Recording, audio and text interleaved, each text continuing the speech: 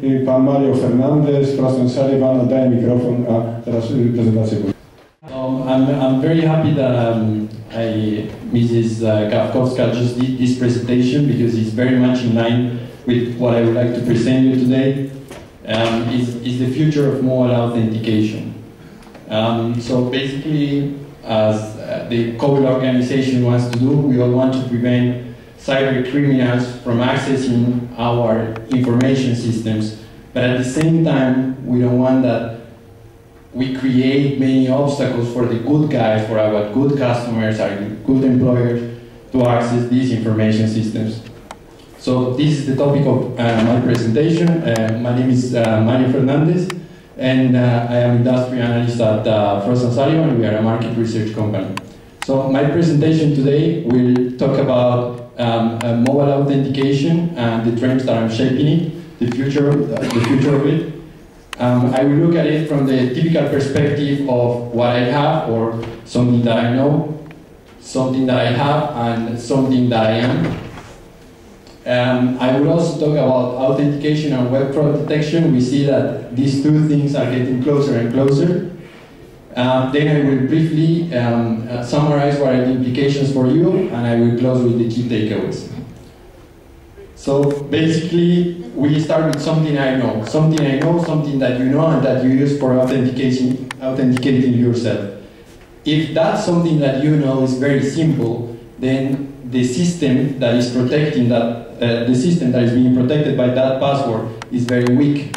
So in a research done by Trustwave, a security vendor, they found out that the most common passwords are of the type of password 1, welcome 1, hello 123. Password is incredibly, but 2/3 of the passwords are of this kind. Now, adding evidence to this risk associated with password is the amount of data breaches that are associated with that are associated with authentication-based attacks. Verizon Wireless did a research on data breach investigations, and they found out that out of the 622 confirmed breaches, data breaches, 52% involved some form of hacking, and 80% of those involve authentication-based attacks. And last but not least, intruders, attackers, hackers, they target everyone. They target us as end users, they target our IT administrators, and they target companies too in a big scale. Just as a reminder, Evernote this year had to ask its almost 50 million customers to reset their passwords after they were being hacked, and LinkedIn in 2012 had to reset or suffered because 6.5 million user accounts were compromised.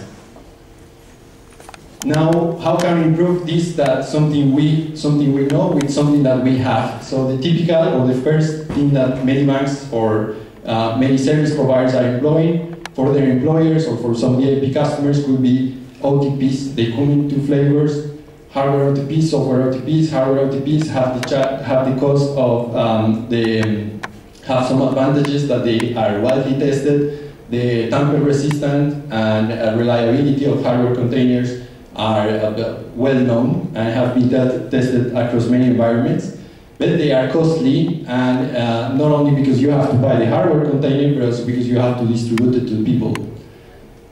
Software containers offer certain advantages over it. You don't have to buy the hardware container. You don't have to distribute it.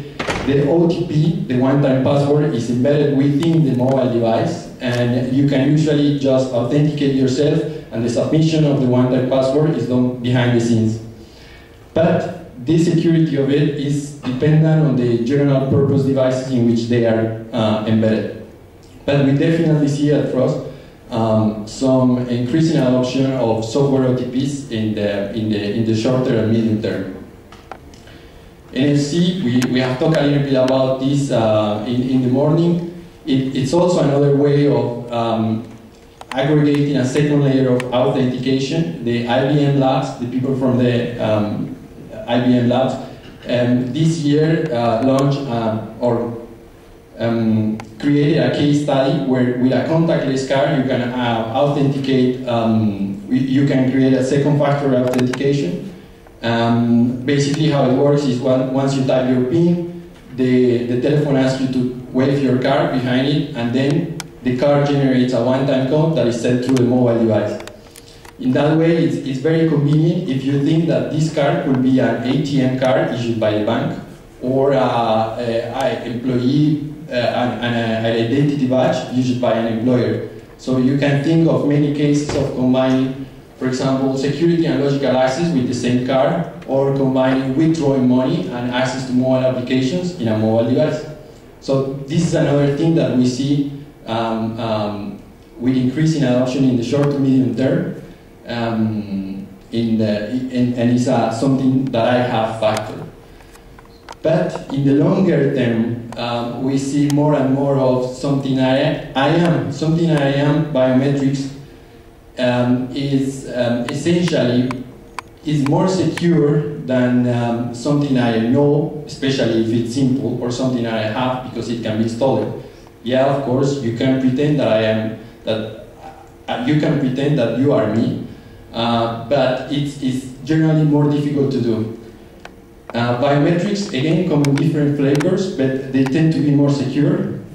And when it comes to convenience, we believe that they do increase the convenience for end user. It depends on the type of application that you are talking about, and it depends on the type of biometric mechanisms that you have. But in research from the Polymon Institute and Knock Knock Labs, they found out that people tend to have they tend to feel more comfortable with voice recognition and facial recognition, than with other biometric methods. I would say the reason is that these are very simple methods and it doesn't require so much from the end user to do, while all the others either can be understood as insecure. Fingerprints, you leave them everywhere, and iris recognition, when you are told that you have to expose your eye to a near infrared sensor, it's kind of scary. Fingerprint, even though it wasn't included in the research, I think it has several advantages in that it's very difficult to copy, and it requires just a tap from the end user.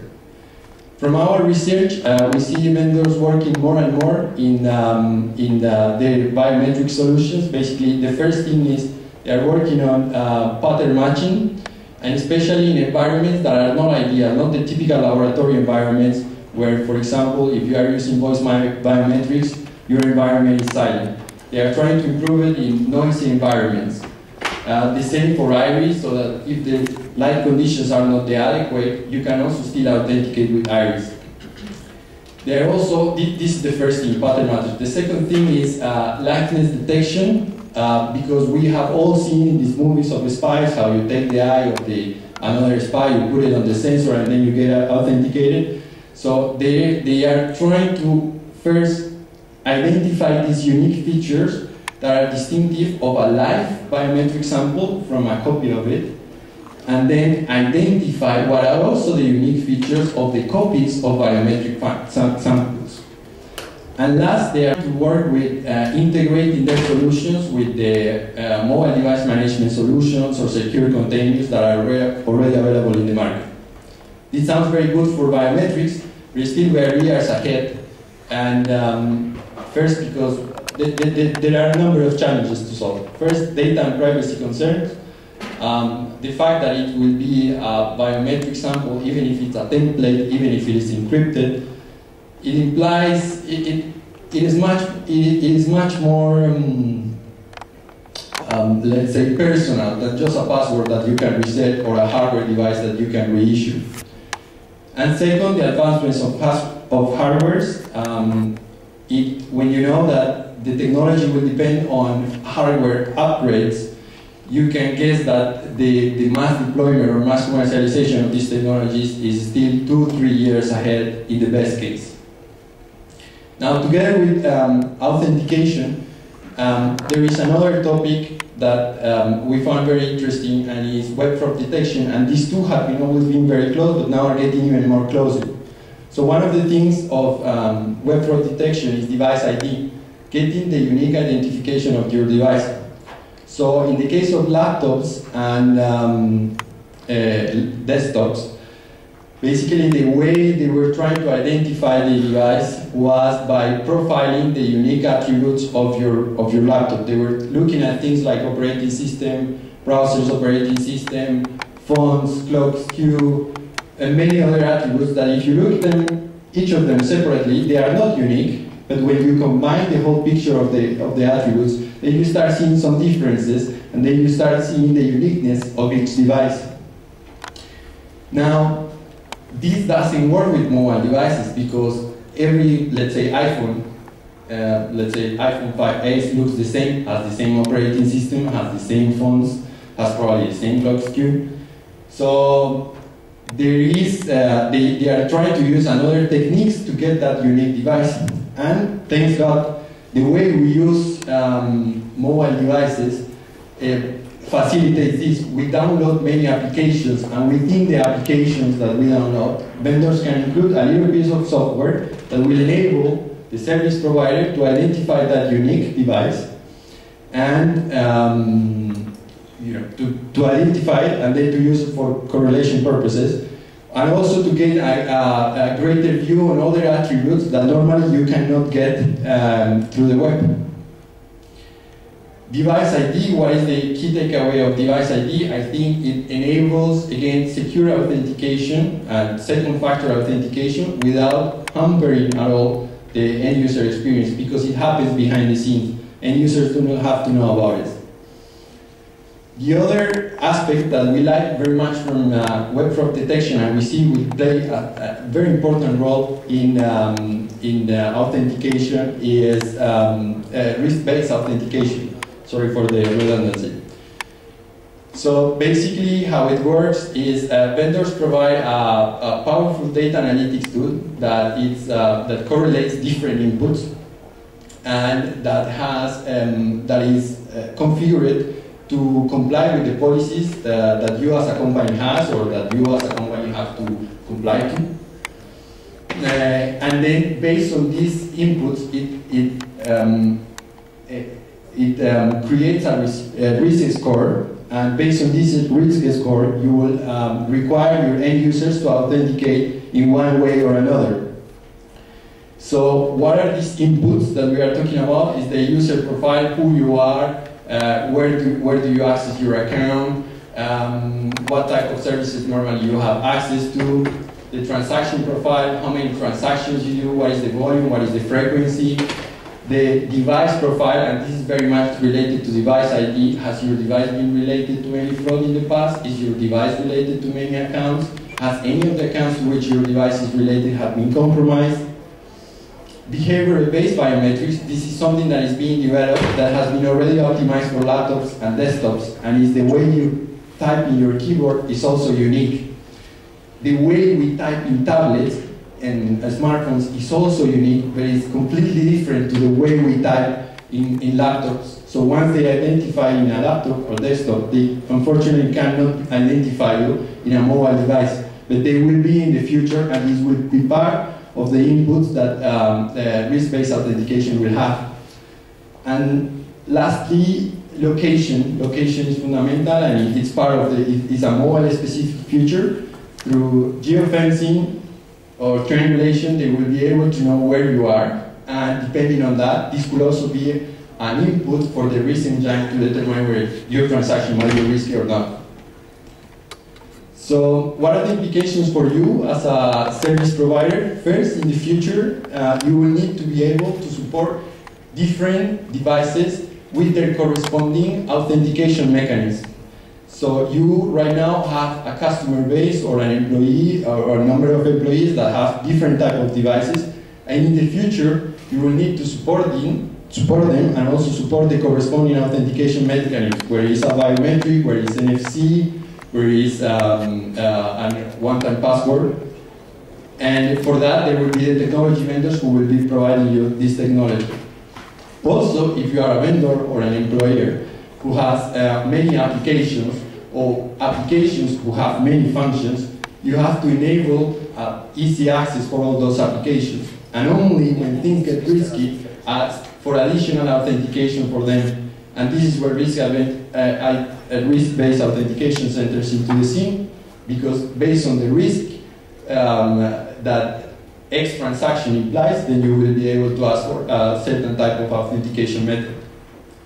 So that's basically everything from my side. But the key takeaways that I would like that you take to home from my presentation are one-time passwords and smart card-based technology, in particular contactless technologies and NFC, will be very important in the short to medium term.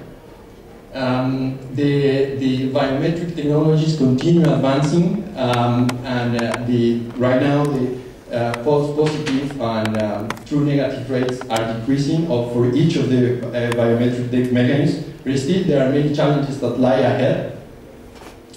Risk-based authentication that has been already utilized in laptops and desktops will move to mobile devices, and it will be enhanced through the mobile-specific features. And you as service providers, you always have to keep in mind that regardless of the technology that your customer uses, regardless of the authentication method, you have to provide them a user-friendly service.